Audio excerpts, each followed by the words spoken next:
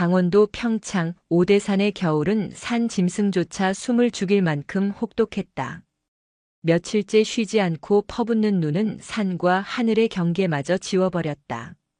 세상 모든 것을 집어삼킬 듯 맹렬하게 몰아치는 눈보라 속에서 상원산은 마치 하얀 바다 위에 위태롭게 떠있는 조각배처럼 고요히 제 자리를 지키고 있었다.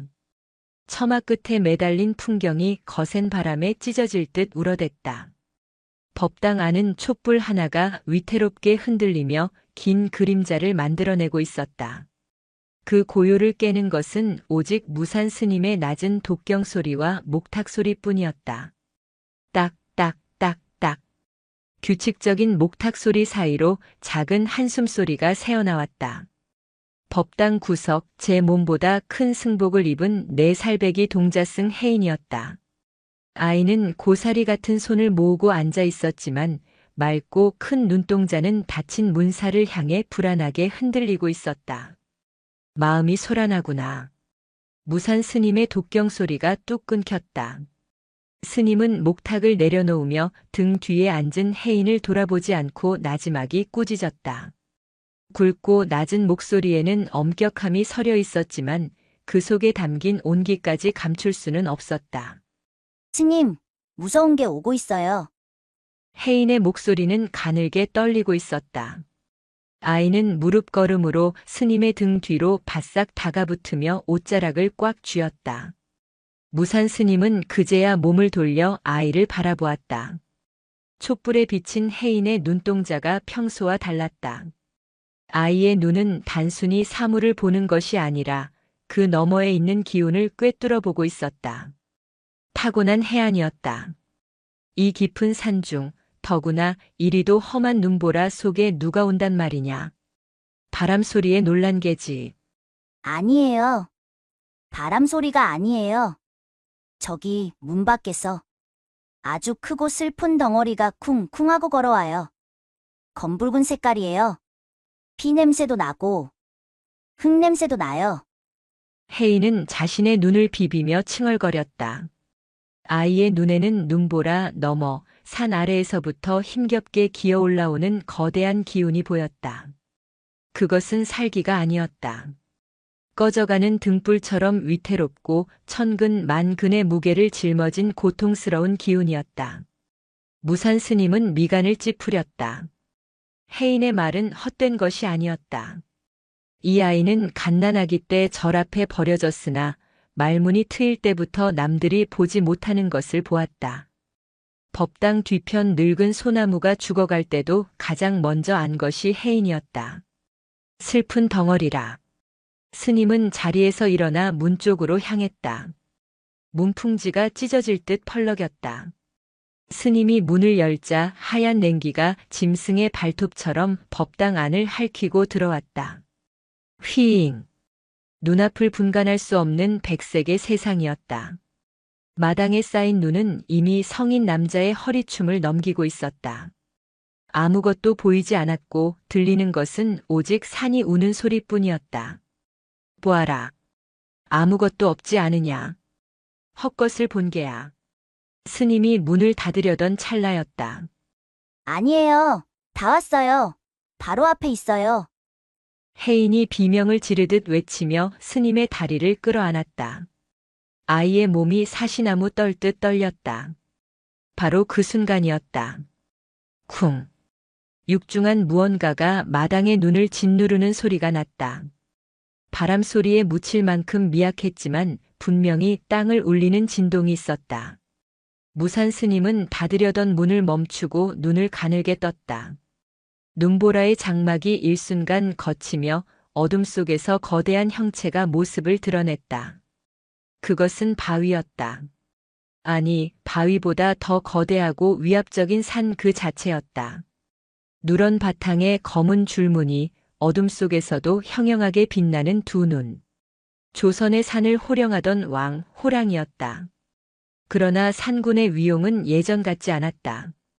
윤기를 잃은 털은 엉겨 붙어 있었고 한쪽 다리는 절뚝거렸으며 입가에서는 거친 숨소리와 함께 하얀 김이 뿜어져 나왔다.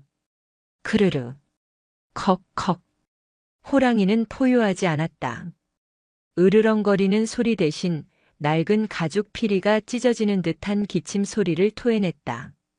녀석은 법당 앞마당까지 힘겹게 걸어와서는 그대로 눈밭 위에 거대한 몸을 뉘었다. 쿵 하는 소리와 함께 하얀 눈이 붉게 물들었다. 녀석의 배 가죽이 움푹 패여 있었고 그곳에서 검붉은 피가 흘러나오고 있었다. 허! 무산 스님은 저도 모르게 탄식을 내뱉었다. 평생 산에서 수행을 했지만 이토록 가까이에서 산군을 마주한 것은 처음이었다. 두려움보다는 경이로움 그리고 처연함이 앞섰다. 스님, 호랑이 할아버지가 울어요. 어느새 스님의 다리 뒤에서 고개를 내민 혜인이 밖을 내다보고 있었다.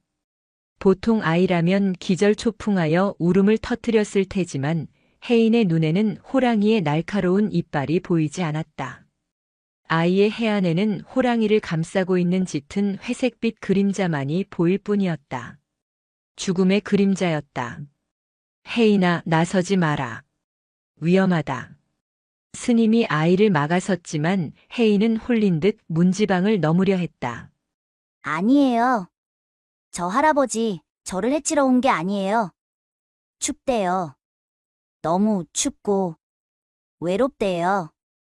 엄마가 보고 싶대요. 혜인의 말에 쓰러져 있던 호랑이가 힘겹게 고개를 들었다. 호박색 눈동자가 혜인을 향했다.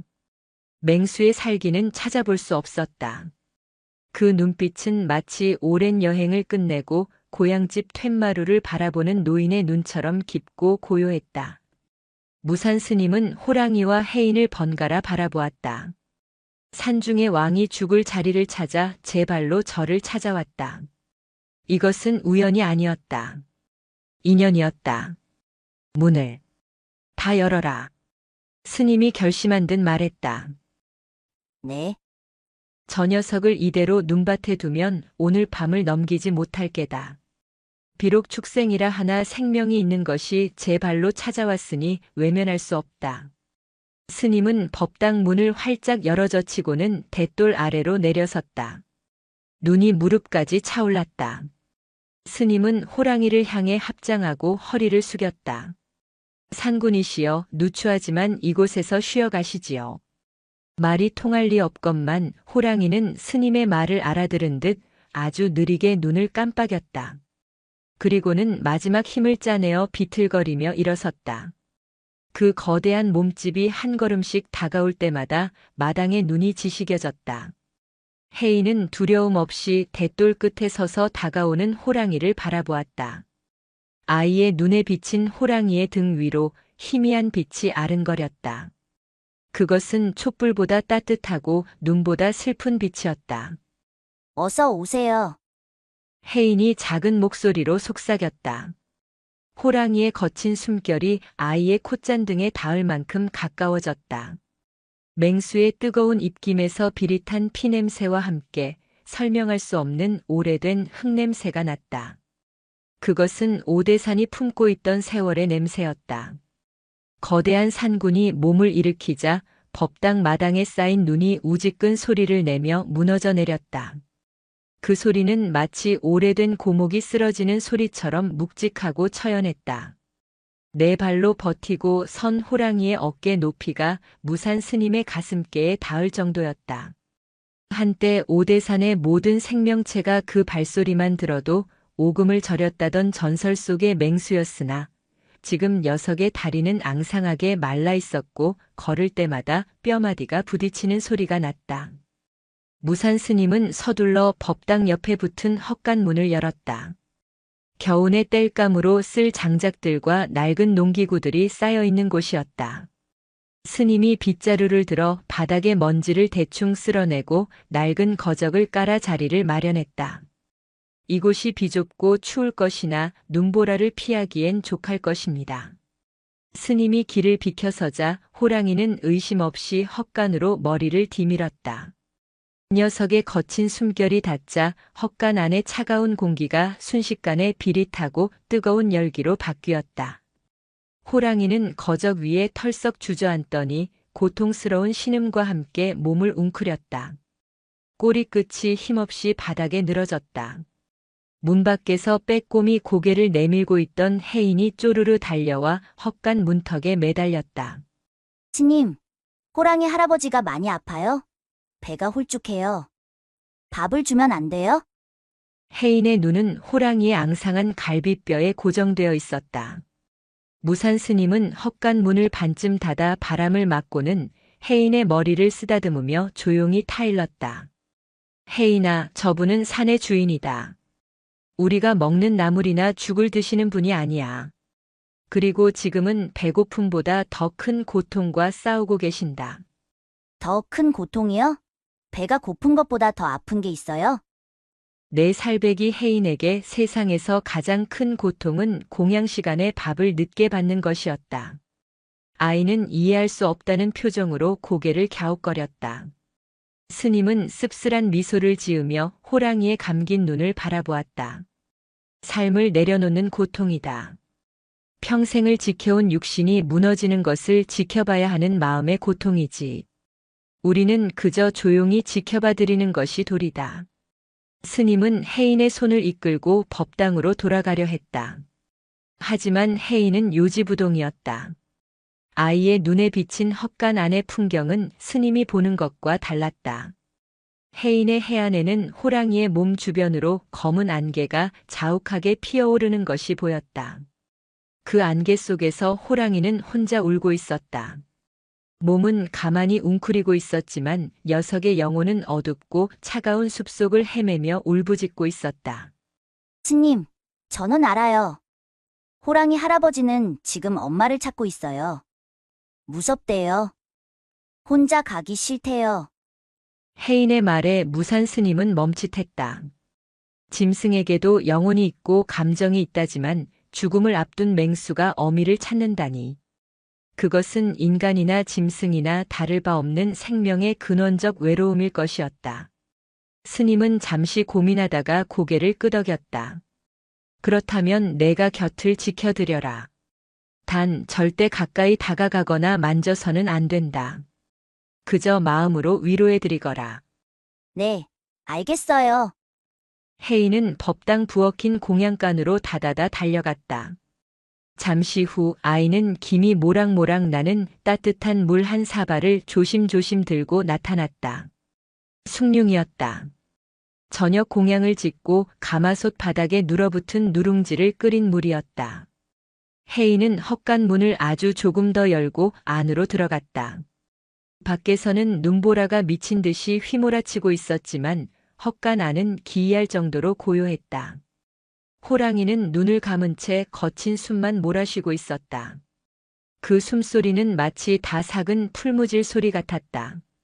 혜인은 호랑이의 머리맡에서 세 걸음 떨어진 곳에 숭늉 그릇을 내려놓았다. 그리고는 털썩 주저앉아 턱을 괴고 호랑이를 빤히 바라보았다. 할아버지, 이거 마셔요. 따뜻해요. 스님이 그랬는데요. 배가 아플 때는 따뜻한 물이 최고래요. 혜인의 목소리가 헛간의 정막을 깼다. 감겨있던 호랑이의 눈꺼풀이 파르르 떨리더니 천천히 들어 올려졌다. 호박색 눈동자가 혜인을 향했다. 그 눈빛은 깊고 그윽했으나 초점이 흐릿했다.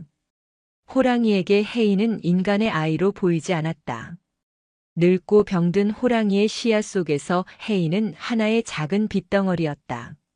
맹수의 본능은 눈앞의 대상을 먹잇감으로 인식해야 했지만 이상하게도 식욕이 잃지 않았다. 대신 아주 오래전 젖을 물리던 어미의 품에서 느꼈던 따스한 기운이 이 작은 생명체에게서 느껴졌다. 호랑이는 힘겹게 고개를 들어 숭늉 그릇 냄새를 맡았다. 구수한 냄새. 피냄새와 짐승의 누린내에만 익숙했던 코끝에 생전 처음 맡아보는 곡식의 향기가 닿았다. 그것은 흙의 냄새이자 생명이 자라나는 땅의 냄새였다. 할짝할짝. 호랑이는 거친 혓바닥을 내밀어 숭늉을 핥았다.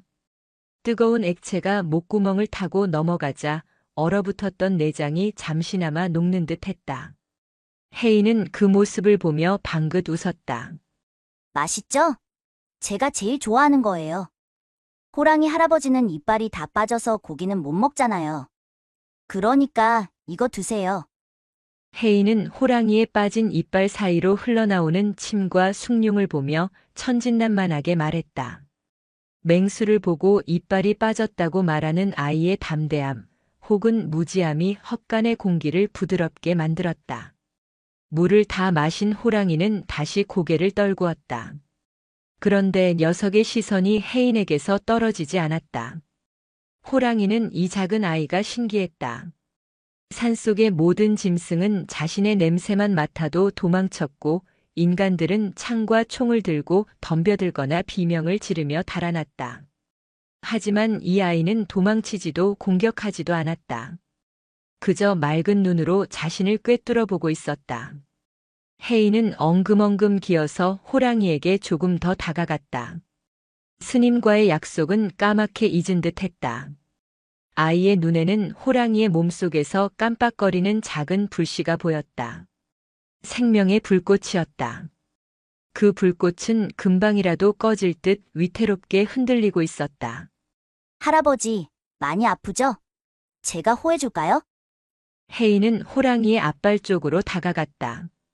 거대한 앞발은 낡은 가죽처럼 굳은 살이 박여 있었고 발톱은 무뎌져 있었다. 혜인은 자신의 작은 손을 호랑이의 앞발 위에 살포시 얹었다. 그 순간이었다. 혜인의 머릿속으로 뜨거운 영상이 밀려들어왔다. 그것은 혜인의 기억이 아니었다. 호랑이의 기억, 아니 호랑이가 품고 있던 한과 기억의 파편들이었다. 혜인은 눈을 질끈 감았다 떴다. 헛간이 사라지고 눈앞에 광활한 설원이 펼쳐졌다. 젊고 강인한 호랑이 한 마리가 눈밭을 질주하고 있었다. 근육은 팽팽하게 솟아올랐고 포효 소리는 천둥처럼 산을 울렸다. 녀석의 등 뒤에는 새끼 2마리가 종종 걸음으로 따라오고 있었다. 하지만 장면이 바뀌었다. 총소리가 탕탕 울려 퍼졌다. 흰 눈이 붉게 물들었다. 새끼들은 쓰러졌고 젊은 호랑이는 덫에 걸려 울부짖었다. 인간들의 탐욕스러운 웃음소리, 가죽이 벗겨지는 고통, 동료를 잃은 슬픔, 그 모든 것이 혜인의 가슴으로 파도처럼 밀려왔다. 아, 혜인은 저도 모르게 신음하며 눈물을 흘렸다. 호랑이의 앞발을 잡은 고사리 같은 손이 부르르 떨렸다. 이것은 단순한 아픔이 아니었다. 한 시대를 풍미했던 제왕의 몰락과 그 과정에서 겪어야 했던 고독한 싸움의 기록이었다. 호랑이는 발을 빼지 않았다. 녀석은 자신의 기억을 읽어내는 이 작은 아이를 묵묵히 지켜보았다. 평생 누구에게도 이해받지 못했던 고통을 이 작은 인간의 아이가 대신 울어주고 있었다. 호랑이의 거친 숨소리가 조금씩 잦아들었다. 드르르, 골골골. 마치 고양이가 기분 좋을 때 내는 소리처럼 호랑이의 목골대에서 낮은 진동이 울려 퍼졌다. 그것은 위로받은 영혼이 내는 안도의 소리였다. 그때 헛간 문이 열리며 무산 스님이 들어왔다. 스님은 혜인이 호랑이의 발을 잡고 있는 것을 보고 소스라치게 놀랐지만 곧장 소리치지 않았다. 호랑이와 아이 사이에 흐르는 기묘한 기류를 감지했기 때문이었다. 스님은 호랑이의 눈빛이 전보다 훨씬 평온해진 것을 보았다. 혜인아. 스님이 낮게 부르자 혜인은 몽롱한 표정으로 고개를 돌렸다. 아이의 얼굴은 눈물로 젖어 있었다. 스님. 할아버지가 너무 불쌍해요. 친구들이 다 죽었어요. 총에 맞아서. 아기들도 죽었어요. 혼자 남아서 계속 도망 다녔어요. 혜인은 울먹이며 스님의 품에 안겼다. 무산 스님은 혜인을 안아주며 호랑이를 바라보았다. 짐승의 업보라고 치부하기엔 너무나 가혹한 삶이었다. 인간들의 욕심이 산의 주인을 이리 만들었으리라. 스님은 가슴 한구석이 묵직해짐을 느꼈다. 그래 안다. 내가 그 마음을 알아주었으니 산군께서도 이제 덜 외로우실 게다. 밤이 깊었다. 이제 그만 들어가자. 싫어요. 여기 있을래요? 할아버지 무섭지 않게 제가 지켜줄래요. 혜인은 스님의 품에서 벗어나 다시 호랑이 곁으로 가려 했다. 하지만 이번에는 호랑이가 반응했다. 녀석은 무거운 고개를 들어 혜인을 향해 짧게 콧바람을 뿜었다. 푸르르. 가라는 뜻이었다. 어린 것이 차가운 헛간에 있으면 병이 난다는 것을 늙은 짐승은 알고 있었다. 할아버지가 가라고 해요? 혜인이 섭섭한 듯 물었다. 호랑이는 다시 눈을 감고 고개를 돌렸다. 그 단호한 태도에 혜인은 입을 삐죽거렸지만 해안으로 호랑이의 속마음을 읽었다. 나는 괜찮다. 너는 따뜻한 곳으로 가거라. 그것은 어른이 아이를 걱정하는 마음이었다. 상군께서 너를 배려하시는구나. 그 뜻을 거스르는 것도 예의가 아니다. 내일 아침에 다시 오자꾸나. 무산 스님은 혜인을 달래어 헛간을 나섰다. 문이 닫히기 직전 혜인은 다시 한번 뒤를 돌아보았다. 어둠 속에 웅크린 호랑이의 등은 여전히 거대했지만 아까처럼 쓸쓸해 보이지는 않았다. 헛간 문틈으로 들어온 달빛 한 줌이 호랑이의 콧등을 비추고 있었다. 법당으로 돌아온 혜인은 쉽게 잠들지 못했다. 이불 속에서도 계속 헛간 쪽을 향해 귀를 기울였다. 바람 소리가 거세질 때마다 호랑이가 추위에 떨고 있을까봐 걱정이 되었다. 스님, 호랑이 할아버지는 죽는 거죠? 이불을 머리까지 뒤집어 쓰고 있던 혜인이 웅얼거리듯 물었다. 벽을 보고 누워있던 무산 스님이 조용히 답했다. 태어난 것은 반드시 돌아간다. 그것이 자연의 이치다. 어디로 돌아가요? 엄마한테 가요? 본래 있던 곳으로 가지. 흙으로, 바람으로, 그리고 우주로. 그럼 다시 못 만나요? 모습은 달라져도 인연이 있다면 다시 만난다. 눈이 녹으면 물이 되고, 물이 증발하여 구름이 되고, 구름은 다시 눈이 되어 내리지 않느냐. 상군도 옷을 갈아입으러 가시는 것뿐이다. 혜인은 스님의 말을 곰곰이 생각했다. 옷을 갈아입는다. 낡고 아픈 호랑이 옷을 벗고 새롭고 튼튼한 옷으로 갈아입는 것. 그렇다면 죽음은 슬픈 일이 아닐지도 모른다. 하지만 혜인은 여전히 슬펐다. 지금의 저 따뜻한 눈빛을 가진 호랑이 할아버지를 다시는 볼 수 없다는 것이 가슴 아팠다.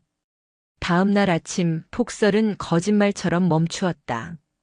오대산은 눈부신 은색으로 빛나고 있었다. 처마 끝에는 수정 같은 고드름이 주렁주렁 매달렸다. 혜인은 눈을 뜨자마자 이불을 박차고 나갔다. 털신을 구겨 신고 마당을 가로질러 헛간으로 달렸다. 할아버지, 잘 잤어요? 혜인이 헛간 문을 활짝 열어젖혔다. 그러나 헛간 안의 풍경은 어젯밤과 달랐다. 호랑이는 자세를 바꾸어 누워 있었다. 머리를 문 쪽으로 향하고 두 앞발을 가지런히 모은 채였다. 마치 혜인이 오기를 기다리며 밤새 문만 바라보고 있었던 것 같았다. 하지만 호랑이의 몸에서는 더 이상 하얀 김이 피어오르지 않았다. 배의 움직임도 멈춰 있었다. 혜인은 멈칫했다. 아이의 해안에 호랑이의 몸은 텅 빈 껍데기로 보였다. 그 안에 있던 불씨는 이미 꺼져 있었다. 대신 호랑이의 몸 위로 아지랑이처럼 희미한 기운이 맴돌고 있었다. 아직 완전히 떠나지 못한 혼이었다. 할아버지, 혜인의 목소리가 떨렸다. 다가갈 엄두가 나지 않았다. 죽음이라는 것이 실체로 다가오자 어젯밤 스님의 말씀은 머릿속에서 하얗게 지워졌다. 무섭고 막막하고 가슴이 찢어질 듯 아팠다. 뒤따라온 무산 스님이 혜인의 어깨를 감싸 쥐었다. 스님은 헛간 안을 들여다보고는 나직이 관세음보살을 은조렸다. 가셨구나. 밤새 고통 없이 아주 편안하게 가셨어. 스님은 헛간 안으로 들어가 호랑이의 감기지 않은 눈을 조용히 쓸어내려 감겨주었다. 맹수의 마지막 표정은 평온했다. 입가에는 옅은 미소마저 서려 있는 듯 했다. 스님. 할아버지가 안 움직여요. 정말 간 거예요? 옷 갈아입으러 간 거예요? 혜인이 울음을 터뜨리며 물었다. 그렇다. 이제 이 무거운 육신을 벗었으니 녀석은 바람처럼 자유로울 게다. 그때였다. 혜인의 눈물 젖은 눈에 기이한 광경이 보였다. 호랑이의 몸에서 빠져나온 투명한 빛의 형체가 헛간 천장으로 둥실 떠오르고 있었다. 그것은 호랑이의 모습이었지만 늙고 병든 모습이 아니었다. 어젯밤 혜인의 환영 속에 나타났던 젊고 위풍당당한 산군의 모습이었다. 빛으로 된 호랑이는 공중에서 한 바퀴 빙글 돌더니 혜인을 내려다보았다. 녀석의 눈빛은 따뜻했다. 고맙다, 꼬마야. 마치 그렇게 말하는 것 같았다. 스님, 저기 봐요. 할아버지가 날아요. 반짝반짝해요. 혜인이 허공을 손가락질하며 외쳤다. 무산 스님에게는 아무것도 보이지 않았지만 스님은 혜인의 말을 믿었다. 인사를 드려라. 잘 가시라고. 혜인은 눈물을 닦고 합장했다. 할아버지, 안녕? 아프지 말고 잘 가요. 나중에 꼭 새 옷 입고 다시 와요. 내가 숭늉도 줄게요. 혜인의 인사를 들은 빛의 호랑이는 헛간 벽을 통과하여 밖으로 나갔다. 혜인은 밖으로 뛰쳐나갔다. 빛은 눈 덮인 오대산 상원사 앞마당을 가로질러 눈부신 아침 햇살 속으로 저 높은 비로봉을 향해 솟구쳐 올라갔다. 그 뒷모습을 바라보며 혜인은 비로소 죽음이 끝이 아님을, 사라지는 것이 아니라 빛이 되어 자연으로 돌아가는 것임을 희미하게나마 느꼈다. 4살 동자승의 가슴속에 작은 깨달음의 씨앗이 심어지는 순간이었다. 오대산의 겨울은 길고 험했지만 한번 찾아온 봄은 봄물 터지듯 산을 뒤덮었다. 상원사 앞마당에 늙은 벚나무가 꽃망울을 터뜨렸고 겨우내 얼어붙었던 계곡물은 청한 소리를 내며 흘러내렸다. 호랑이 산군이 떠난 지도 어느덧 반년이 지났다. 혜인은 이제 제법 승복이 몸에 맞았다. 여전히 작고 통통한 손이었지만 마당을 쓸거나 불기에 물을 올리는 솜씨가 제법 야무져졌다. 하지만 4살 아이의 호기심은 수행으로도 누를 수 없는 법이었다. 어느 화창한 봄날 오후 무산 스님은 아랫마을로 탁발을 나갔고 절에는 혜인 혼자 남았다. 법당 청소를 마친 혜인의 눈이 주지 스님의 방 그중에서도 다탁 위에 놓인 백자 찻잔에 머물렀다. 그 찻잔은 무산 스님이 가장 아끼는 물건이었다. 스님의 스승이 물려주신 것으로 은은한 달빛을 닮은 순백색의 굿부분에만 푸른 매화 그림이 그려져 있었다. 스님은 차를 마실 때마다 그 찻잔을 2 손으로 감싸 쥐고 한참을 들여다보곤 했다.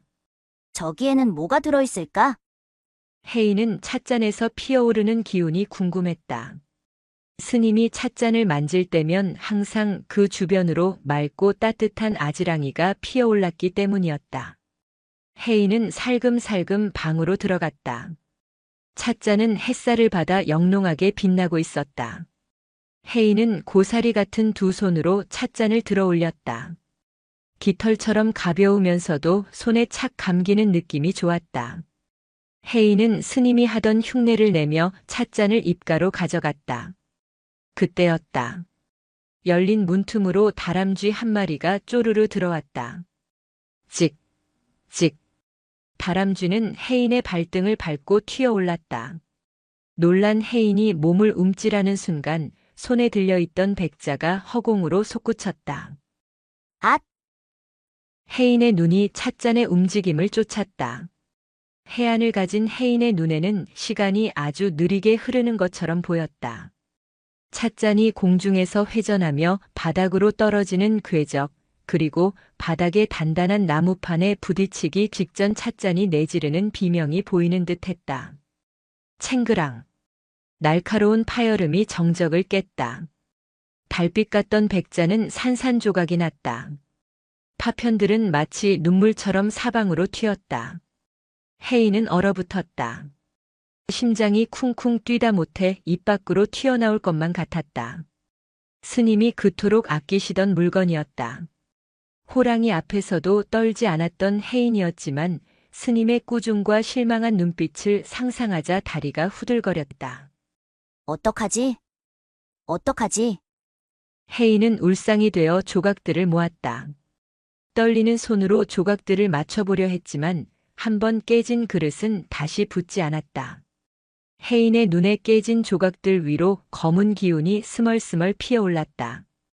그것은 죄책감과 두려움의 기운이었다. 겁이 난 혜인은 엉뚱한 생각을 했다. 숨기자. 안 보이는 곳에 두면 아무 일도 없던 게 될 거야. 혜인은 깨진 조각들을 치마폭에 담아 법당 뒤편 장독대로 달렸다. 그리고는 쓰지 않는 깨진 항아리 속에 조각들을 깊숙이 밀어넣고 뚜껑을 덮었다. 아무도 모를 거야. 다람쥐랑 나만 아는 거야. 혜인은 스스로에게 주문을 걸듯 중얼거렸다. 하지만 가슴속의 돌덩이는 사라지지 않았다. 해질녘이 되어 무산 스님이 돌아왔다. 스님의 얼굴은 평온해 보였지만 혜인은 스님의 눈을 똑바로 쳐다볼 수가 없었다. 혜인아, 오늘따라 기운이 어둡구나. 무슨 일이 있었느냐? 스님이 마루에 걸터 앉으며 물었다. 아, 아니에요. 아무 일도 없었어요. 청소도 다 했고. 다람쥐랑 놀았어요. 혜인은 등 뒤로 손을 감추며 뒷걸음질 쳤다. 거짓말을 할 때마다 혜인의 몸 주변으로 회색빛 안개가 피어오르는 것을 스님은 알고 있었다. 하지만 스님은 모른 척 넘어갔다. 저녁 공양 후 차를 마시는 시간이 되었다. 혜인의 심장이 다시 요동치기 시작했다. 스님이 다탁 앞에 앉았다. 찻잔이 있던 자리가 텅 비어 있었다. 스님은 말없이 빈자리를 바라보았다. 그리고는 차관을 들어 찻잔이 없는 허공에 차를 따르는 신용을 했다. 주르륵. 물론 물은 나오지 않았지만 스님의 동작은 진지했다. 차 맛이 참으로 좋구나. 향이 예전보다 더 깊어. 스님이 빈손을 입가에 가져가며 말했다. 혜인은 눈이 휘둥그레졌다. 스님, 찻잔이 없잖아요. 뭐가 맛있다는 거예요? 내 마음속에 찻잔이 있으니 차가 있는 것이고 차가 있으니 향이 있는 것이다. 눈에 보이는 그릇이 무엇이 중요하겠느냐. 스님은 빙그레 웃으며 혜인을 바라보았다. 그 눈빛은 모든 것을 알고 있다는 듯 깊고 투명했다. 혜인은 더 이상 참을 수가 없었다. 거짓말이 주는 고통이 깨진 찻잔보다 더 날카롭게 가슴을 찔렀다. 스님, 잘못했어요. 혜인은 와락 울음을 터뜨리며 바닥에 엎드렸다. 제가 깼어요. 다람쥐가 들어와서 놀라가지고. 스님이 제일 아끼는 건데. 제가 깨서 장독대에 숨겼어요. 엉엉. 혜인의 통곡이 방 안을 채웠다.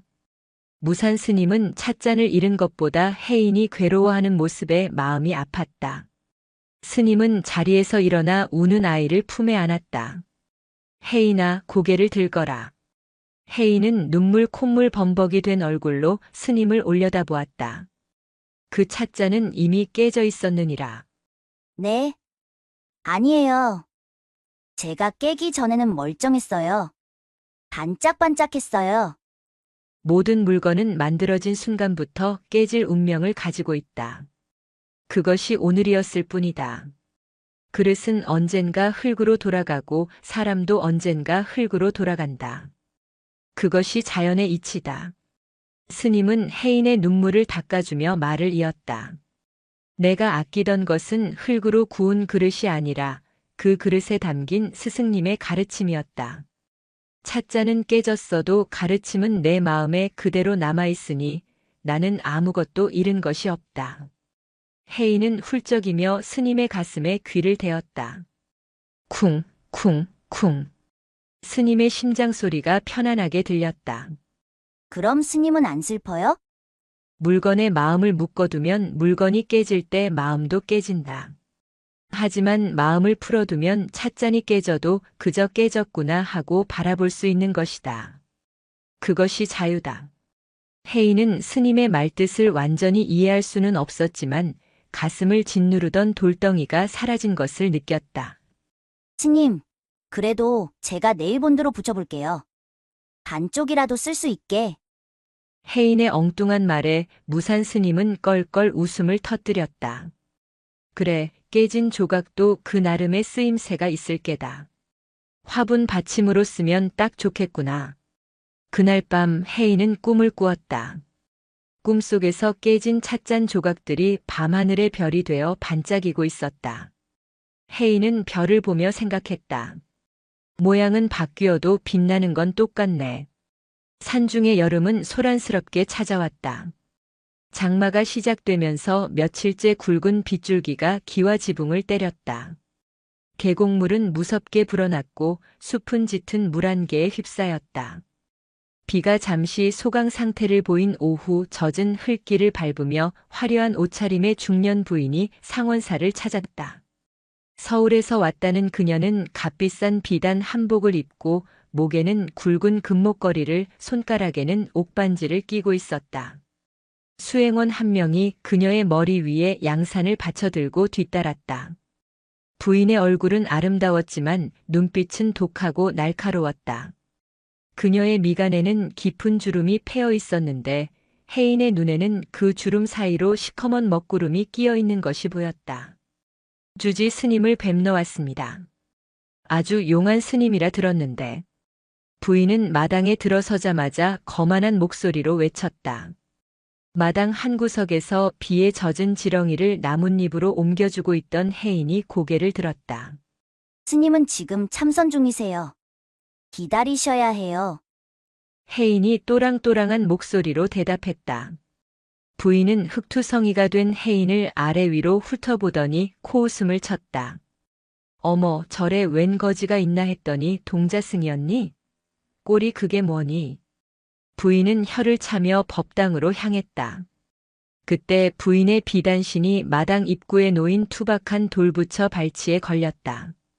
상원사 마당에는 누가 조각했는지 알 수 없는 이목구비가 뭉개진 못생긴 돌부처 하나가 놓여 있었다. 에구머니나, 뭐야 이게? 부인은 중심을 잃고 휘청거리다 간신히 수행원의 부축을 받았다. 화가 난 부인은 돌부처를 발로 툭 찼다. 재수없게. 웬 돌덩이를 길 한복판에 둬서 사람을 넘어지게 해. 치우지 않고. 안 돼요. 차지 마세요. 혜인이 다급하게 달려와 돌부처 앞을 가로막았다. 이분도 부처님이에요. 발로 차면 아야 해요. 뭐? 부처님? 부인은 기가 차다는 듯 웃음을 터뜨렸다. 얘야, 부처님은 저 법당 안에 계신 황금색 불상을 말하는 거란다. 이건 그냥 못생긴 돌덩이야. 이끼 낀 것 좀 봐라. 더러워 죽겠네.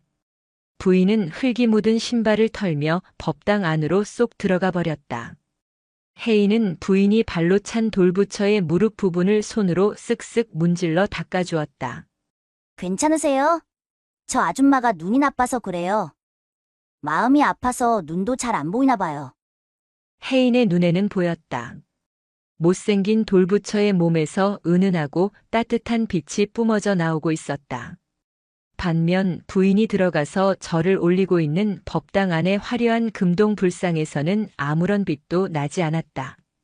그저 차가운 금속의 기운뿐이었다. 법당 안에서 부인의 목소리가 들려왔다.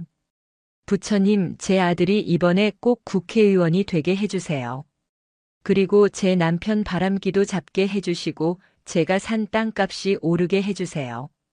시주를 넉넉히 할 테니 꼭 들어주셔야 합니다. 부인은 돈봉투를 불전함에 쑤셔 넣으며 소원을 빌었다. 혜인은 법당 문턱에 앉아 그 모습을 지켜보았다. 부인의 몸을 감싸고 있는 먹구름이 점점 더 짙어지고 있었다. 욕심이라는 이름의 먹구름이었다. 그때 참선을 마친 무산 스님이 법당으로 들어왔다. 부인은 스님을 보자마자 호들갑을 떨며 다가갔다. 아유 스님, 제가 서울에서 여기까지 먼 길을 왔습니다. 제 소원을 좀 들어주십사하고. 소원은 비는 것이 아니라 짓는 것입니다. 무산 스님은 부인의 말을 자르며 단호하게 말했다. 씨앗을 심지 않고 열매를 바라는 것은 도둑 신보지요. 부인께서는 지금 마음속에 가시나무를 잔뜩 심어놓고 어찌 사과가 열리기를 바라십니까? 부인의 얼굴이 불그락푸르락해졌다. 용한 스님이라 해서 왔더니 악담을 퍼붓는 게 아닌가. 아니, 스님, 말씀이 너무 심하시네요. 제가 시주를 얼마나 많이 했는데. 부인은 씩씩거리며 법당을 나섰다. 다시는 오나 봐라. 영험하긴커녕 돌팔이네. 부인은 마당을 가로질러 나가려다 아까 그 돌부처 곁을 지나게 되었다. 그때 부인의 발이 빗물에 젖은 이끼를 밟고 미끄러졌다. 악! 부인은 엉덩방아를 찌우며 넘어졌다. 그 바람에 손에 들고 있던 명품 가방이 열리며 소지품이 진흙탕 속으로 쏟아졌다. 더 큰 사단은 그 다음에 일어났다. 부인이 목에 걸고 있던 굵은 금목걸이가 끊어지며 어디론가 튀어나간 것이다. 내 목걸이 어디 갔어?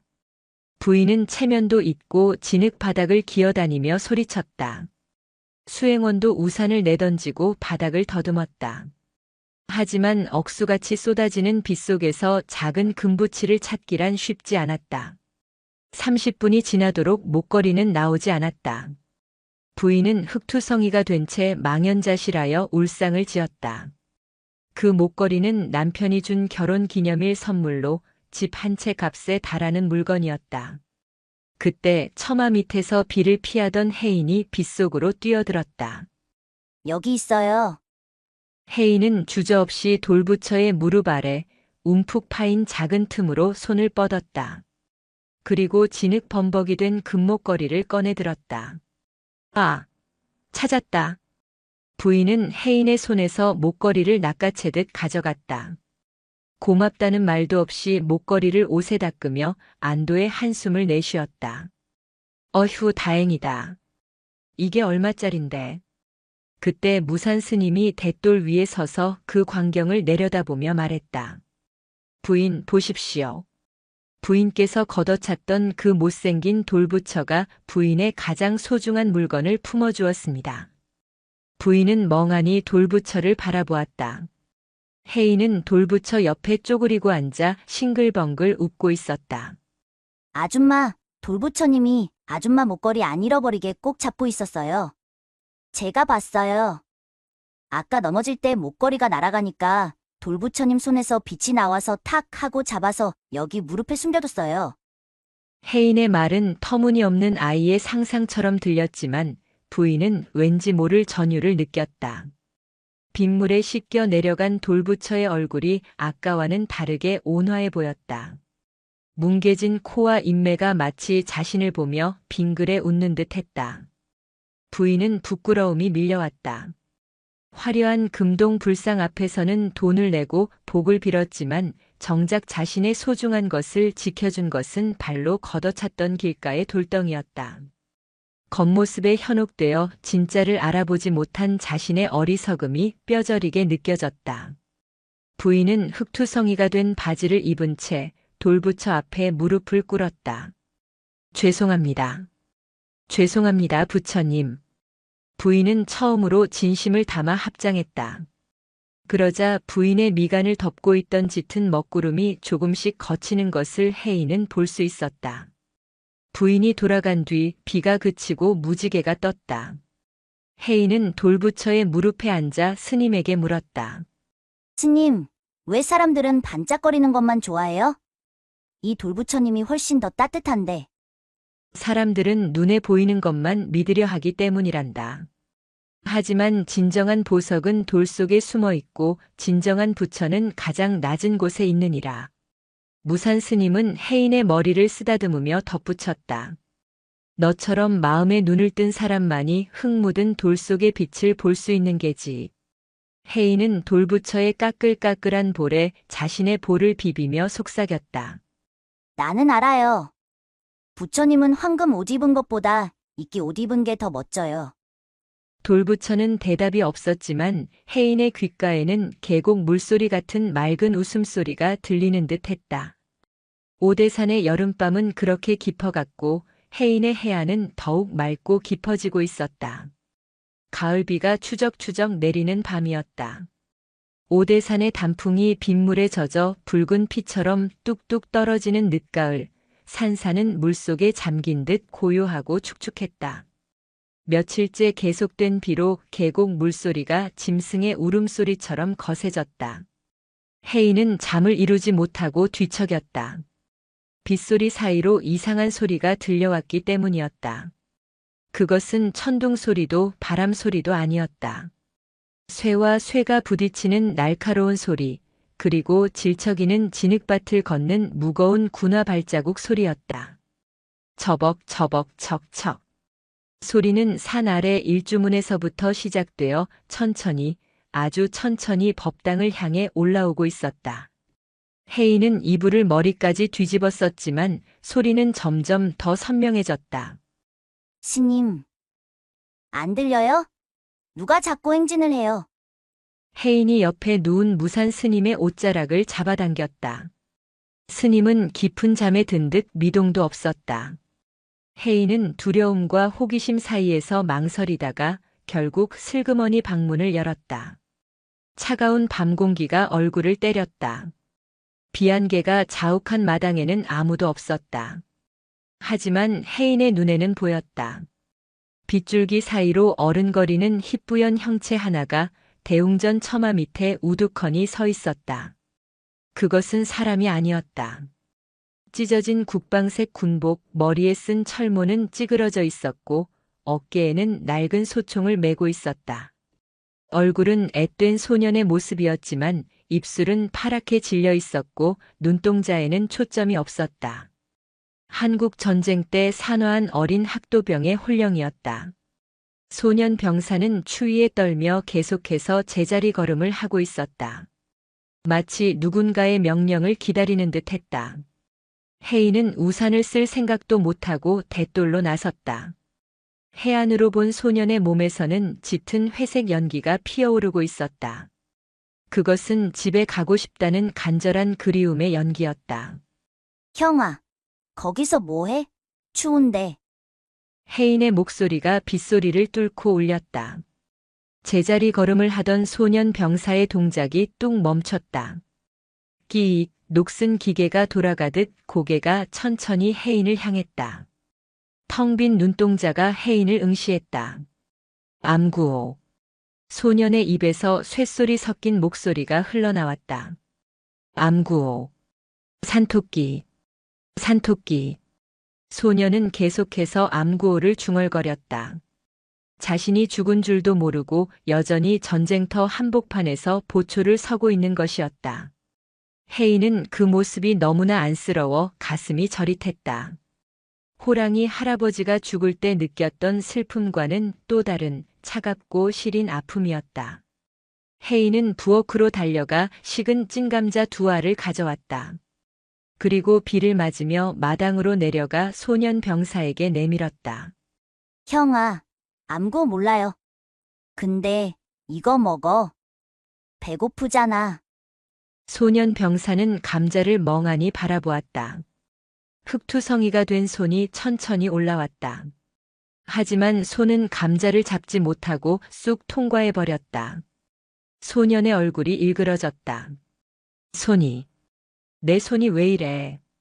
총을 잡아야 하는데. 어머니가 주먹밥 싸주셨는데. 소년은 자신의 몸을 더듬으며 울먹였다. 눈물은 흐르지 않았지만 그 슬픈 기운이 비안개와 섞여 해인의 어깨를 무겁게 짓눌렀다. 그때 법당 문이 열리고 무산 스님이 장삼을 갖춰 입고 나왔다. 스님은 비에 젖은 해인과 허공을 향해 중얼거리는 소년 병사를 번갈아 보았다. 스님의 눈에는 영혼이 보이지 않았지만 산중의 감도는 서늘한 한기는 느낄 수 있었다. 해인아, 손님이 오셨느냐? 스님의 낮고 굵은 목소리에 소년 병사가 움찔하며 뒷걸음질 쳤다. 스님, 군인 형아가 집에 못 가고 있어요. 손이 없어서 감자도 못 먹어요. 엄마가 보고 싶대요. 해인은 울상이 되어 스님을 쳐다봤다. 무산 스님은 고개를 끄덕이며 빗속으로 걸어 들어왔다. 그리고 소년 병사가 서 있는 허공을 향해 정중하게 합장했다. 젊은 처사여, 전쟁은 끝났습니다. 스님의 말에 소년 병사의 눈이 크게 흔들렸다. 끝났습니까? 우리가 이겼습니까? 아니면 이기고 지는 것은 산 사람들의 몫입니다. 처사의 전쟁은 끝났으니 이제 그 무거운 총을 내려놓고 고향으로 가시지요. 소년 병사는 믿을 수 없다는 듯 고개를 저었다. 아니야. 소대장님이 기다리라고 했어. 여기서 후퇴는 없다고 했어. 어머니한테 편지도 못 붙였는데. 나 학교 가야 하는데. 소년의 몸에서 검은 기운이 폭발하듯 뿜어져 나왔다. 억울함과 공포가 뒤섞인 기운이었다. 그 기운에 눌려 혜인은 숨을 쉬기가 힘들었다. 형아, 으앙, 무서워. 그러지 마. 혜인이 소리치자 소년 병사는 흠칫하며 멈췄다. 혜인은 떨리는 손으로 소년의 찌그러진 철모를 가리켰다. 형아, 아픈 거 다 끝났어. 이제 엄마한테 가도 돼. 스님이 길 알려줄 거야. 혜인의 순수한 눈빛이 소년의 광기를 잠재웠다. 무산 스님은 목탁을 두드리지 않고 조용히 반야심경을 외기 시작했다. 빗소리와 섞인 독경 소리가 파동처럼 퍼져나갔다. 아제 봐라 아제. 스님의 독경 소리가 이어질수록 소년 병사의 낡은 군복이 조금씩 옅어졌다. 어깨를 짓누르던 낡은 소총이 모래처럼 바스러져 사라졌다. 찌그러진 철모가 벗겨지자 짧게 깎은 까까머리의 앳된 얼굴이 드러났다. 더 이상 군인이 아닌 평범한 학생의 얼굴이었다. 소년은 자신의 깨끗해진 손을 내려다보았다. 그리고 주머니에서 꼬깃꼬깃한 편지 한 통을 꺼내는 신용을 했다. 물론 그곳에 종이는 없었지만 소년의 마음속에 있는 편지였다. 어머니, 저 이제 가요. 소년이 혜인을 보며 희미하게 웃었다. 고마워, 꼬마야. 감자. 마음으로 잘 먹었어. 소년의 몸이 빛나는 반딧불이처럼 조각조각 흩어지기 시작했다. 그 빛들은 비 내리는 오대산의 밤하늘로 천천히 올라갔다. 형아, 안녕. 학교 잘 가. 혜인은 하늘을 향해 손을 흔들었다.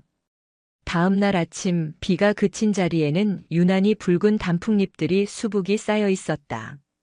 무산 스님과 혜인은 소년 병사가 서 있던 자리에 작은 돌무덤을 만들고 국화꽃 한 송이를 놓아주었다.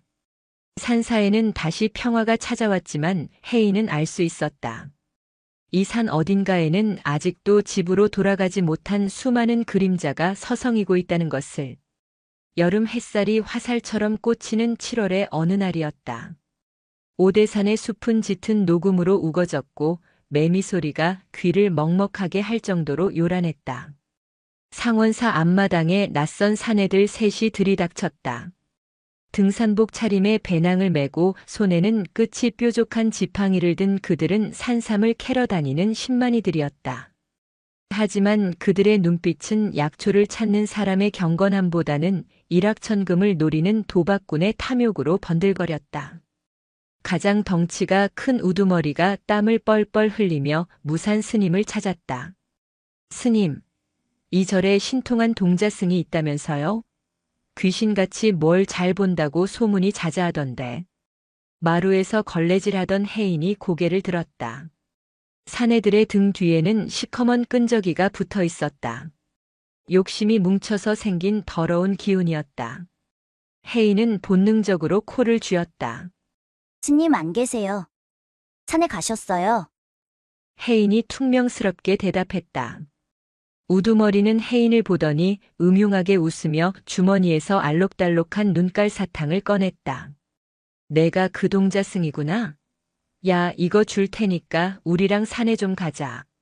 내 눈에는 산삼이 있는 곳이 보일 거 아냐. 어른들이 말하는데 여기가 명당이라는데 도통 찾을 수가 있어야지. 그들은 혜인의 능력을 이용해 돈을 벌 작정이었다. 어린아이의 맑은 눈이 영물을 찾는다는 속설을 믿는 자들이었다. 싫어요.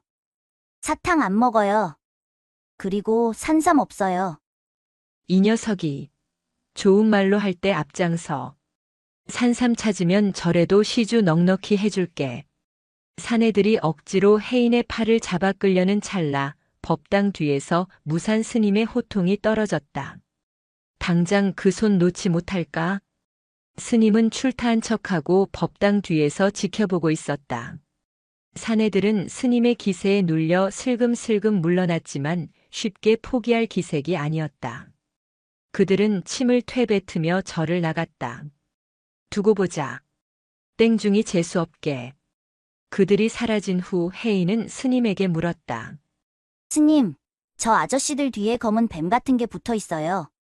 징그러워요. 욕심이 과하면 뱀이 되어 제 몸을 감는 법이다. 가까이 하지 말거라. 하지만 문제는 그날 오후에 터졌다. 사내들이 절 입구가 아닌 스님들이 수행을 위해 출입을 금지한 험한 산길로 몰래 올라간 것이었다. 그곳은 낭떠러지가 많고 독사가 우글거리는 위험한 곳이었다. 혜인은 마당에서 놀다가 산 중턱에서 피어오르는 붉은 기운을 보았다. 그것은 위험과 살기였다. 그리고 그 붉은 기운 옆에 아주 가냘프고 하얀 빛 한 줄기가 위태롭게 따라가고 있었다. 스님, 아까 그 아저씨들이 위험한 데로 갔어요. 근데 착한 사람도 한 명 따라갔어요. 다리가 불편한 아저씨예요. 무산 스님은 혀를 찼다. 탐욕의 눈이 먼 자들이 결국 사단이 날 곳으로 제 발로 들어간 게다. 하지만 착한 사람이라는 말에 스님은 지체 없이 집신을 신었다. 스님과 혜인은 산길을 급히 올랐다. 숲속 깊은 곳으로 들어가자 사람들의 비명소리가 들렸다. 사람 살려. 뱀이다. 구렁이다. 신만이들은 바위 틈에 주저앉아 사시나무 떨듯 떨고 있었다. 그들 앞에는 거대한 살모사 한 마리가 따리를 틀고 혀를 날름거리고 있었다. 녀석은 독이 바짝 올라 있었다. 신만이들은 산삼은커녕 도망치지도 못하고 오줌을 지리고 있었다. 그런데 그들 뒤쪽 덤불 속에 한 남자가 숨을 헐떡이며 앉아 있었다. 한쪽 다리가 불편해 보이는 허름한 옷차림의 촌부였다. 그는 신만이들을 따라가면 콩고물이라도 떨어질까 하여 힘겹게 산을 오른 효자였다.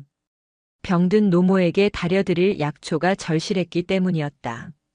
무산 스님이 주장자를 땅에 쿵 찍으며 소리쳤다. 물러서라. 살생을 하러 왔으니 살기를 만나는 것이다. 살모사는 스님을 보더니 쉭 소리를 내며 경계했다. 하지만 혜인은 스님의 뒤에서 살모사를 빤히 바라보았다. 혜인의 눈에 살모사는 단순한 독사가 아니었다. 산의 보물을 지키는 수문장이었다. 뱀님, 저 아저씨들은 나쁜 사람들이지만 저기 뒤에 있는 아저씨는 아니에요. 비켜주세요. 혜인이 마음속으로 말을 걸자 살모사는 거짓말처럼 고개를 돌려 혜인을 쳐다보았다. 뱀의 차가운 눈동자가 잠시 부드러워지는 듯 하더니 스르르 덤불 속으로 사라졌다. 깠다. 살았다. 신만이들은 뱀이 사라지자마자 뒤도 안 돌아보고 산 아래로 주랭랑을 쳤다. 산삼이고 뭐고 목숨이 먼저였다. 남은 것은 다리 저는 촌부뿐이었다. 그는 다리가 풀려 일어설 수도 없었다. 스님, 죽을 죄를 지었습니다.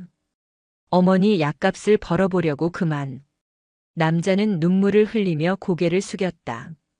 무산 스님은 남자를 일으켜 세웠다. 혜인은 남자가 앉아있던 자리 옆 평범한 바위 틈을 가리켰다. 아저씨, 여기 보세요. 뱀님이 이거 지키고 있었나 봐요. 혜인이 가리킨 곳에는 화려한 산삼잎이 아닌 덩굴이 무성한 평범한 식물이 있었다. 하지만 혜인의 눈에는 그 식물 뿌리에서 찬란한 황금빛이 뿜어져 나오고 있었다. 이건 하수오가 아니냐? 그것도 100년은 좋기 넘은 적하수오로구나. 무산 스님이 감탄하며 말했다. 산삼보다 귀하다는 죽은 사람도 살린다는 전설의 약초였다. 신만이들은 눈에 불을 켜고 산삼잎만 찾다가 정작 발밑에 보물을 놓친 것이었다. 이 귀한 것을 제가 가져도 되겠습니까? 남자가 떨리는 손으로 물었다. 산이 주는 선물은 주인을 알아보는 법입니다. 뱀이 탐욕스러운 자들은 쫓아내고 효심 깊은 처사님을 이곳에 붙잡아 둔 것이지요. 가져가서 어머니를 살리십시오. 남자는 그 자리에 엎드려 큰 절을 올렸다. 혜인은 빈 바위 틈을 향해 손을 흔들었다. 뱀님 고마워요. 아저씨, 엄마 꼭 낫게 해주세요. 혜인의 눈에 숲속 깊은 곳에서 아까 그 살모사가 고개를 끄덕이는 것이 보였다. 아니, 그것은 뱀이 아니라 하얀 수염을 기른 산신령의 모습처럼 보이기도 했다. 절로 내려오는 길 혜인은 스님의 손을 잡고 물었다. 스님, 눈에 보이는 게 다가 아니죠? 아까 그 아저씨들은 눈은 크게 뜨고 있었는데 아무것도 못 봤잖아요. 그렇다. 욕심이라는 색안경을 끼면 세상이 온통 잿빛으로 보이지만 마음을 비우면 진흙 속에서도 연꽃을 보는 법이다. 혜인은 주머니에 있던 아까 신만이가 흘리고 간 알록달록한 눈깔 사탕을 꺼냈다. 그리고는 미련 없이 계곡물에 던져버렸다. 나는 사탕보다 물소리가 더 좋아요. 사탕은 물살에 휩쓸려 사라졌지만 혜인의 얼굴에는 세상 그 무엇보다 달콤한 미소가 번져 있었다. 산사의 여름밤은 그렇게 탐욕을 씻어내고 더욱 푸르게 깊어갔다. 오대산의 가을은 유난히 짧았다. 화려했던 단풍이 불과 며칠 사이 잿빛으로 바스러져 흙으로 돌아가고 산바람에는 어느새 겨울의 비릿한 냉기가 섞여들었다. 혜인은 마당에 쌓인 낙엽을 쓸고 있었다. 쓱싹. 빗자루질 소리가 적막한 산사에 규칙적으로 울려 퍼졌다. 이제 7살이 된 혜인은 제법 의젓한 태가 났다. 하지만 혜인의 빗자루질은 자꾸만 멈칫거렸다. 법당 안에서 들려오는 소리 때문이었다. 콜록콜록, 쿨럭. 마른 기침 소리가 끊이지 않았다. 처음에는 환절기 감기인 줄 알았으나 기침 소리는 날이 갈수록 깊고 어두워졌다. 마치 땅속 깊은 곳에서 바위가 갈라지는 듯한 소리였다. 혜인은 빗자루를 내려놓고 법당 문살에 귀를 대었다. 스님, 약 드실 시간이에요. 제가 다려올까요? 안에서는 대답 대신 거친 숨소리만 들려왔다. 혜인은 조심스럽게 문을 열었다. 방 안은 어둑했다. 무산 스님은 벽을 보고 모로 누워 있었다. 스님의 등은 지난 여름보다 훨씬 작고 앙상해져 있었다. 혜인의 해안이 저절로 열렸다. 평소 스님의 몸을 감싸고 있던 황금빛 기운은 온데간데 없고 낡고 해진 무명천 같은 회색 기운만이 희미하게 너울거리고 있었다. 더 무서운 것은 스님의 가슴 부근이었다.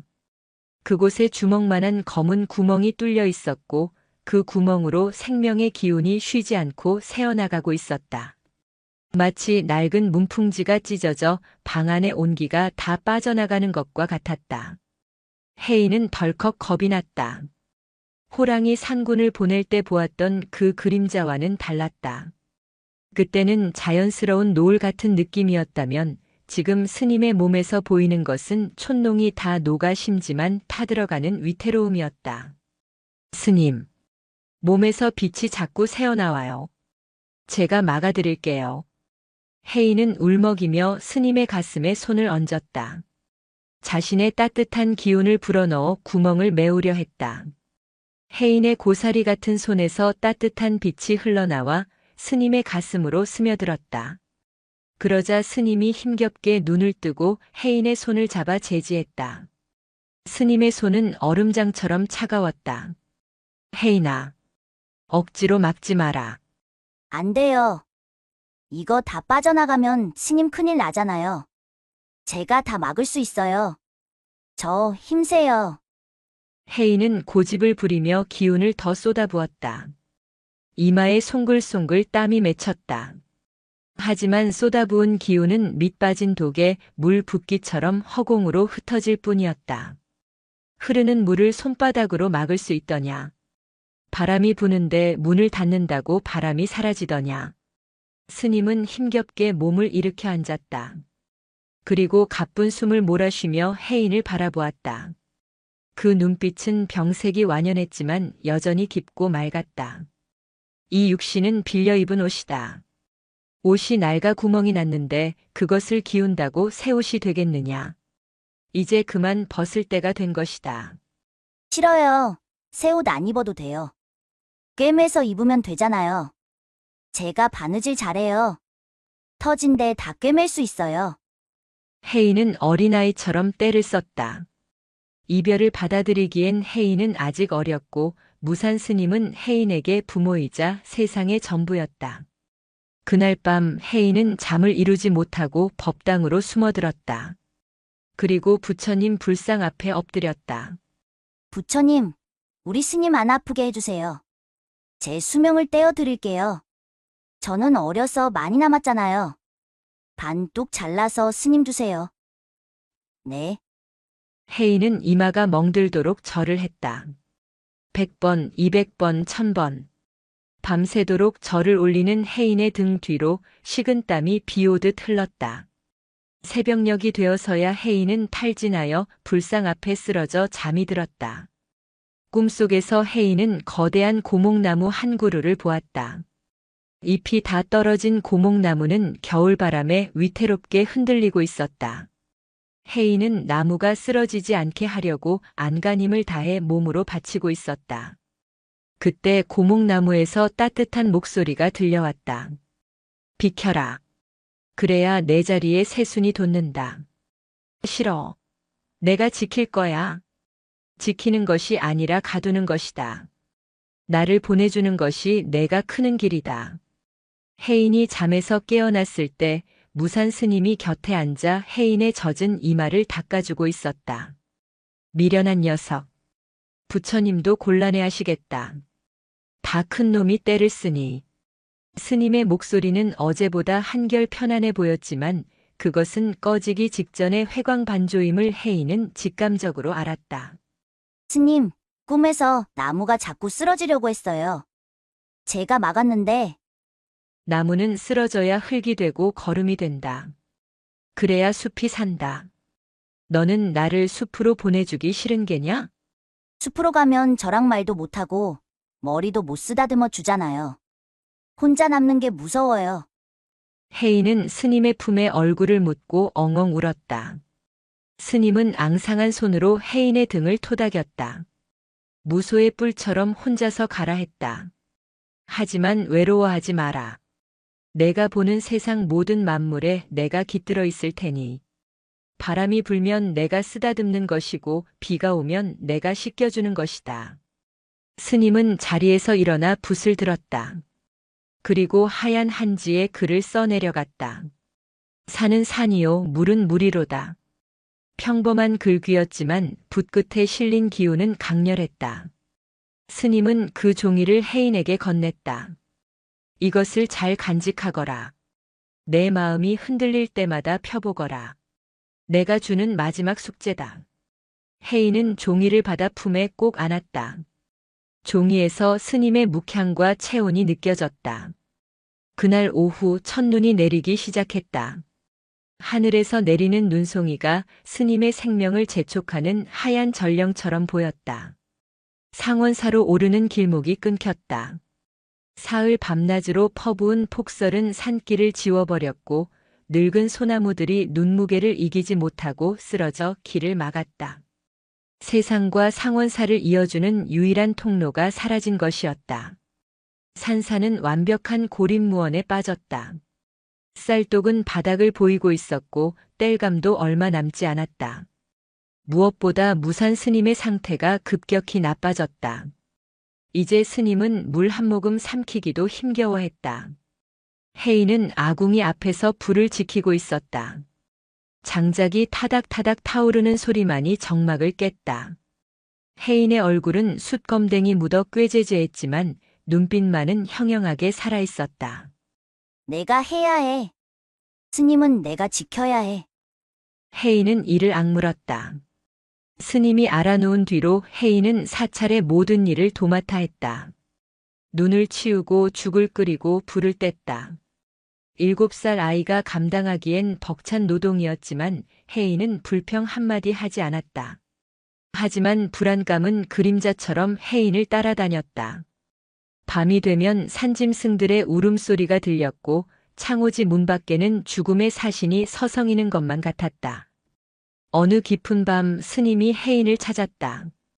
혜인아, 물이 먹고 싶구나. 아주 차가운 계곡물. 스님의 목소리는 다 삭은 낙엽처럼 바스락거렸다. 네. 금방 떠올게요.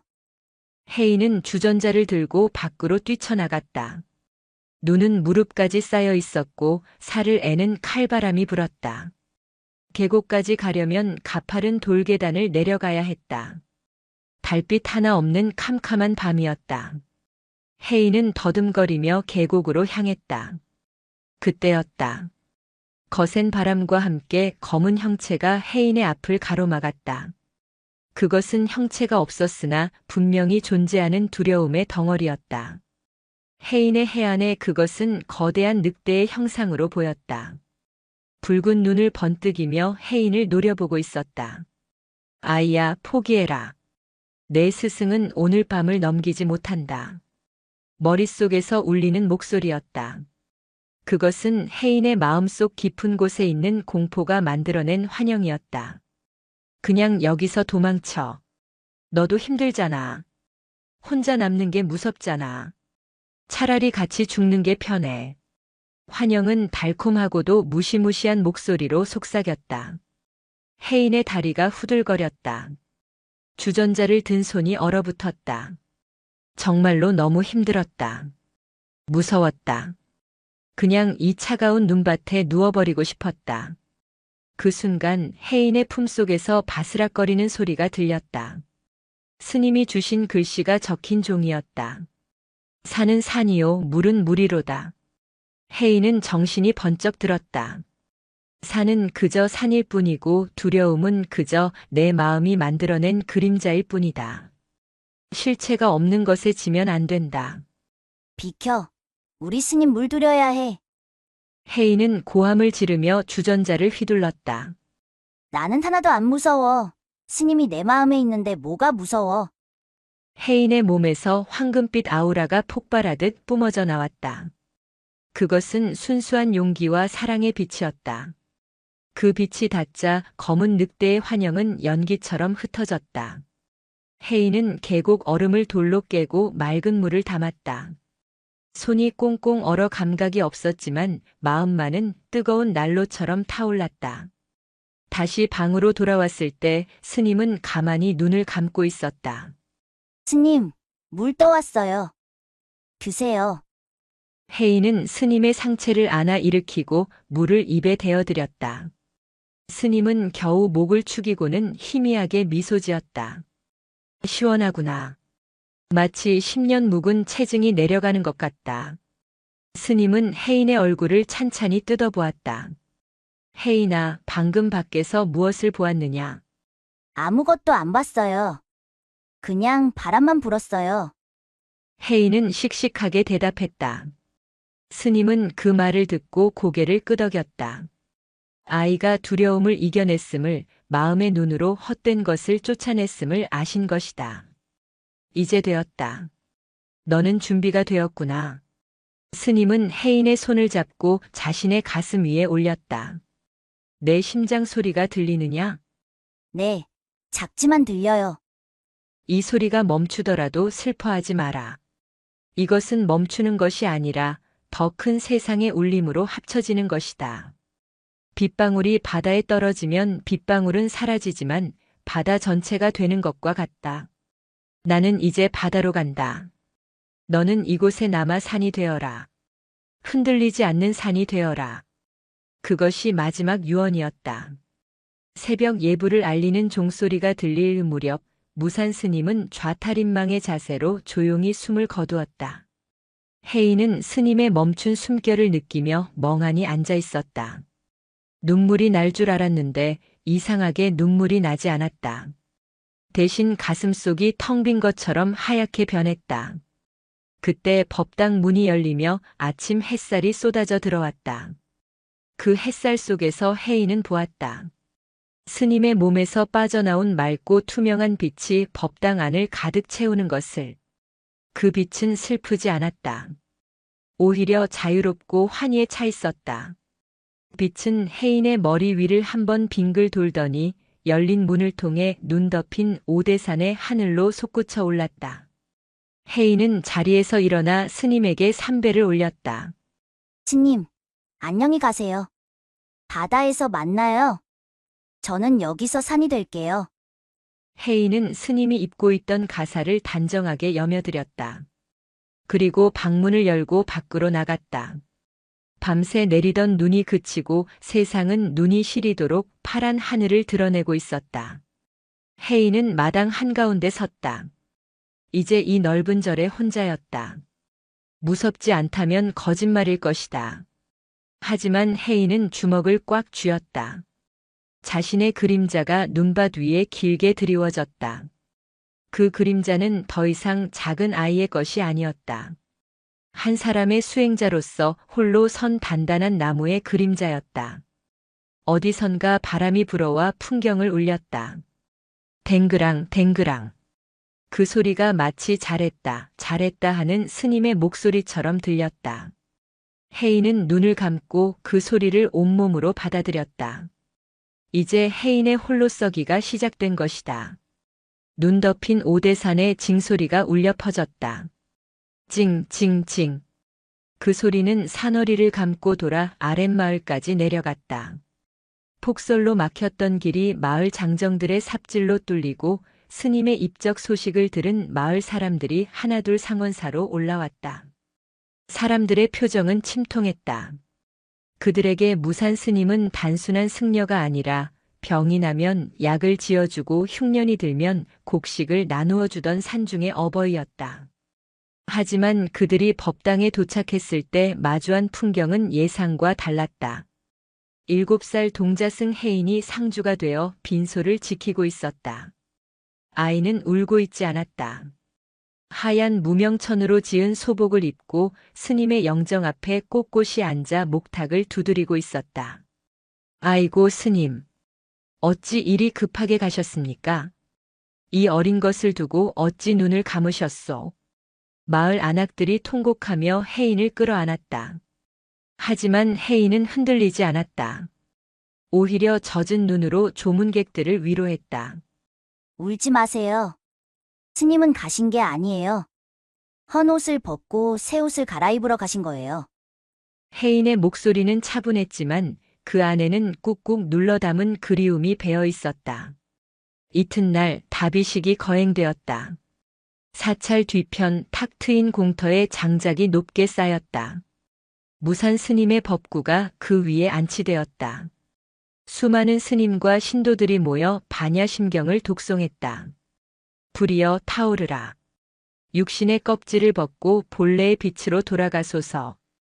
인근 사찰에서 온 노스님이 거화를 외쳤다. 하지만 횃불을 든 것은 혜인이었다. 상주인 혜인이 마지막 길을 배웅해야 했다. 혜인은 떨리는 손으로 횃불을 꽉 쥐었다. 장작더미 위에 누운 스님은 마치 잠든 것처럼 평온해 보였다. 지금 불을 붙이면 다시는 스님의 얼굴을 볼 수 없었다. 손도 잡을 수 없고 따뜻한 품에 안길 수도 없었다. 두려움과 슬픔이 파도처럼 밀려왔다. 그때 혜인의 귓가에 스님의 목소리가 환청처럼 들려왔다. 혜인아, 무엇을 망설이느냐? 불은 태워 없애는 것이 아니라 묶인 것을 풀어주는 것이다. 혜인은 눈을 질끈 감았다 떴다. 해안이 열렸다. 스님의 육신 위에 묶여있던 마지막 인연의 끈들이 보였다. 그 끈을 풀어주어야 스님은 자유로운 바람이 될 수 있었다. 스님, 뜨거워도 참으세요. 금방 시원해질 거예요. 홀을 날아가세요. 혜인은 울음 섞인 고함을 토해내며 장작더미에 불을 붙였다. 화르륵. 마른 장작에 불길이 옮겨붙자 거대한 불기둥이 솟구쳤다. 붉은 불꽃은 춤을 추듯 스님의 육신을 감싸 안았다. 사람들은 나무아미타불을 외치며 오열했다. 하지만 혜인은 울지 않고 불길을 노려보았다. 불꽃 속에서 스님의 형상이 일렁였다. 낡은 승복이 재가 되어 흩어지자 그 안에서 눈부시게 빛나는 황금빛 연꽃이 피어올랐다. 그것은 스님이 평생 닦아온 수행의 결정체였다. 연꽃 모양의 빛은 연기를 타고 하늘 높이 올라갔다. 겨울 하늘에 잿빛 구름이 걷히고 따스한 햇살이 다비장 위로 쏟아져 내렸다. 다비식이 끝나고 남은 것은 한 줌의 하얀 뼈와 재뿐이었다. 사람들은 사리를 찾으려 재를 뒤적였다. 야, 무산 스님 정도면 사리가 한 되박은 나올 거다. 그걸 모시면 절에 손님이 끊이지 않을 거야. 사람들의 탐욕 어린 속삭임이 들렸다. 그때 혜인이 나섰다. 혜인은 재 속에 파묻힌 영롱한 오색 구슬들을 보았다. 하지만 혜인은 그것을 줍지 않고 빗자루로 쓸어버렸다. 찾지 마세요. 스님은 돌멩이가 되려고 공부하신 게 아니에요. 혜인은 재와 뼈를 수습하여 빻은 뒤 바람 부는 언덕으로 가져갔다. 아니, 이 녀석아. 그 귀한 것을 어쩌려고.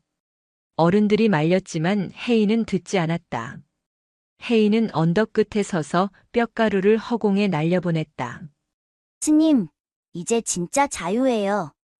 산이 되고, 물이 되고, 바람이 되세요. 하얀 가루는 눈발처럼 흩날려 오대산의 숲으로, 계곡으로, 바위 틈으로 스며들었다. 혜인은 빈 유골함을 안고 하늘을 올려다보았다. 어디선가 산새 한 마리가 날아와 혜인의 어깨에 앉았다가 포르르 날아갔다. 스님, 혜인은 피식 웃었다.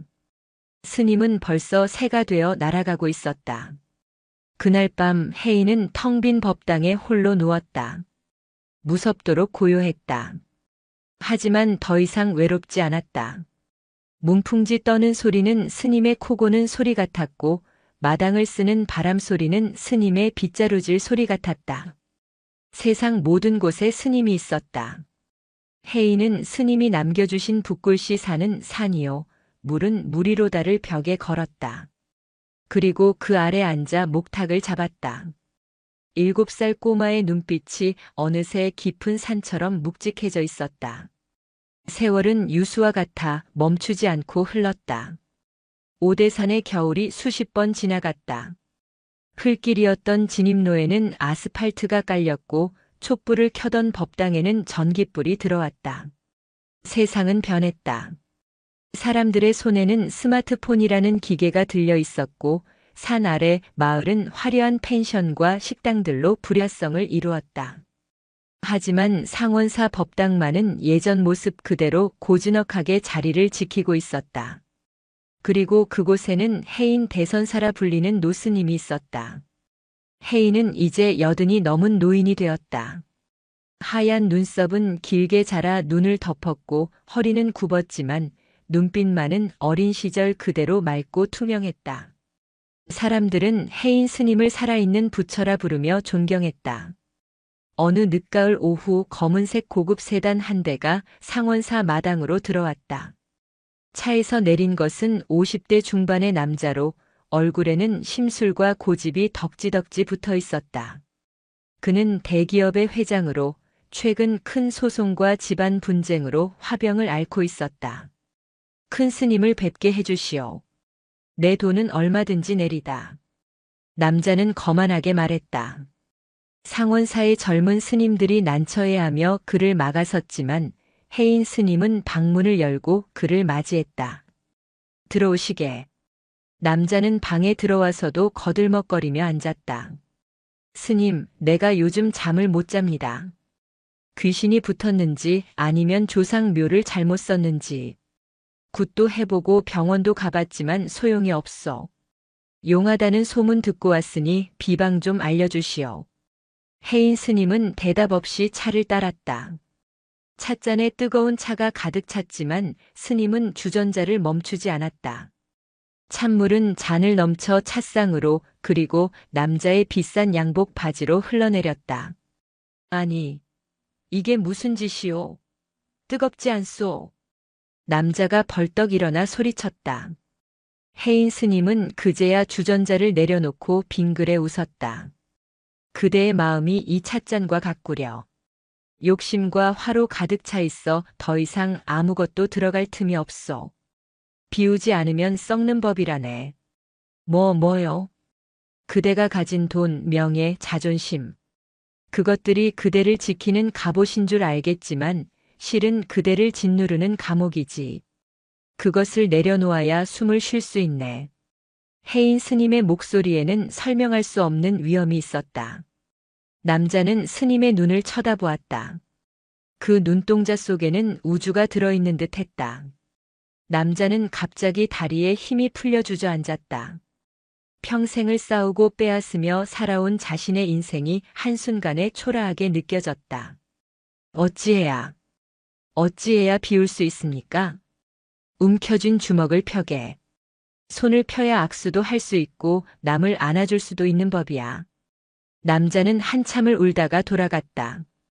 그가 떠난 자리에는 늦가을 햇살만이 길게 드리워져 있었다. 해인 스님은 툇마루에 앉아 먼 산을 바라보았다. 오대산의 단풍이 붉게 타오르고 있었다. 이제 갈 때가 되었구나.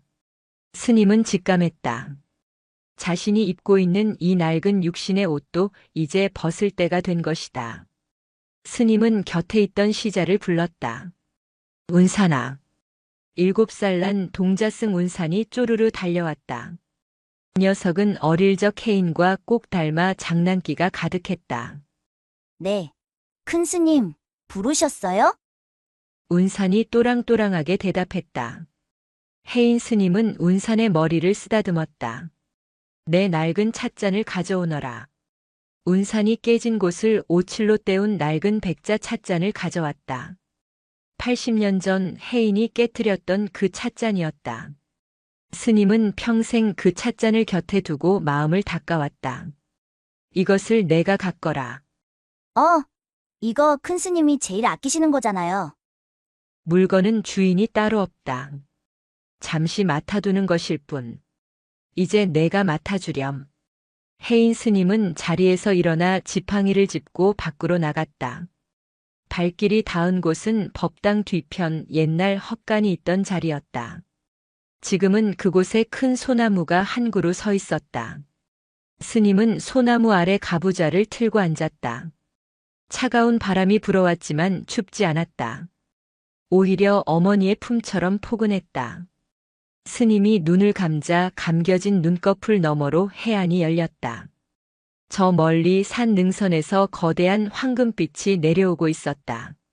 눈부신 빛 속에서 걸어 나오는 것은 호랑이였다. 젊고 강인한 모습의 산군이었다. 그리고 그 옆에는 인자한 미소를 짓고 있는 무산 스님이 서 있었다. 해인아, 오래 기다렸다. 이제 가자꾸나. 무산 스님의 목소리가 마음속에 울렸다. 어서 와, 꼬마야. 내 등에 태워주마. 호랑이가 굵은 목소리로 말을 걸어왔다. 해인 스님은 아이처럼 환하게 웃었다. 쭈글쭈글한 주름살이 펴지고 굽은 등이 펴졌다. 노승의 몸에서 빠져나온 영혼은 다시 내 살배기 동자승의 모습이 되어 있었다. 스님, 호랑이 할아버지. 어린 해인은 깡충 뛰어서 호랑이의 등에 올라탔다. 무산 스님이 해인의 손을 잡아주었다. 공부는 많이 했느냐? 네. 산은 산이고 물은 물이더라고요. 그리고 사랑이 제일 좋은 거였어요. 허허, 기특하구나. 이제 진짜 여행을 떠나자. 세 사람은 아니 세계의 빛은 오대산의 하늘 위로 날아올랐다. 그들은 구름을 뚫고 별을 지나 영원히 꺼지지 않는 빛의 세계로 들어갔다. 현실의 소나무 아래에는 해인 스님이 미소를 머금은 채 조용히 앉아 있었다. 마치 깊은 명상에 잠긴 듯 했다. 동자승 운산이 스님을 찾으러 왔다가 그 모습을 보았다. 큰 스님, 주무세요? 운산은 스님을 흔들려다가 멈칫했다. 스님의 어깨 위로 그리고 소나무 가지 사이로 찬란한 무지개가 떠오르고 있었다. 비가 오지도 않았는데 뜬 무지개였다. 운사는 무언가를 깨달은 듯 합장하고 허리를 숙였다. 스님, 안녕히 주무세요. 나중에 저도 데리러 오세요. 바람이 불어와 낙엽을 떨구었다.